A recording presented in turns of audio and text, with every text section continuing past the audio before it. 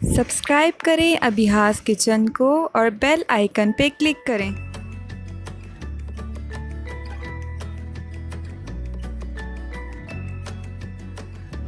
बिस्मिल्लाहिर्रहमानिर्रहीम। अस्सलाम वालेकुम।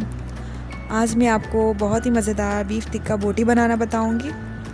बीफ टिक्का बोटी बनाने के लिए 3 किलो मैं गोश्त लूँगी बीफ का। इसकी मैंने छोटी बोटियां काट ली हैं और इसे मैं अब धो लूँगी। धोने के बाद इसे मैं छन्ने में डाल दूँगी ताकि इसका सारा पानी निकल जाए।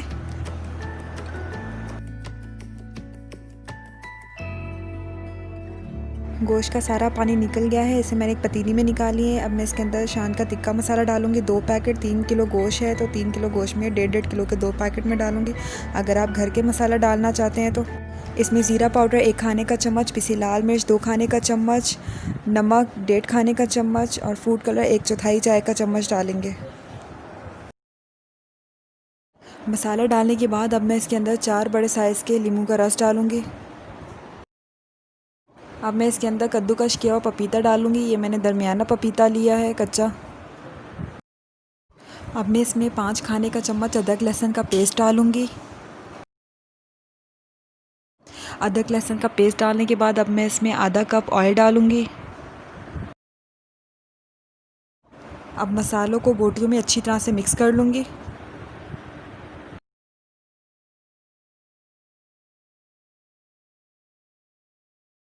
इसमें मैं 1.5 खाने का चम्मच कुटी हुई लाल मिर्च डालूंगी और इसे मैरिनेट होने के लिए रख दूंगी 6 से 7 घंटे के लिए।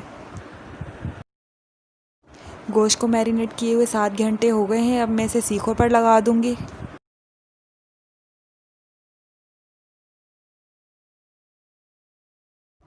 ये देखिए सारी बोटियों को मैंने सीखों पर लगा दिया है। अब मैं इसे एक एक करके कोयलों पे रखूँगी। इसे मैं 30 से 35 मिनट पकाऊँगी। सारी सीखों को मैंने कोयलों पर रख दिया है और अब मैं इसे पकाऊँगी 30 से 35 मिनट के लिए।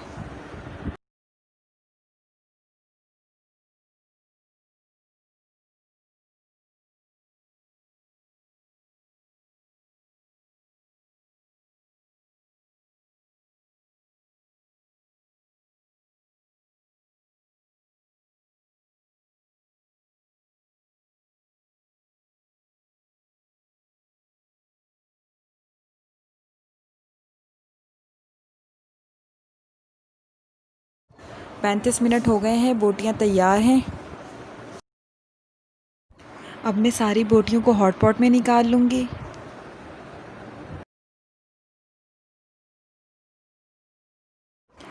बीफ टिक्का बोटी बिल्कुल रेडी है। अगर आपको मेरी वीडियो पसंद आई है तो मेरी वीडियो को लाइक करें और मेरे चैनल को सब्सक्राइब करें। Thank you. अल्लाह हाफिज़।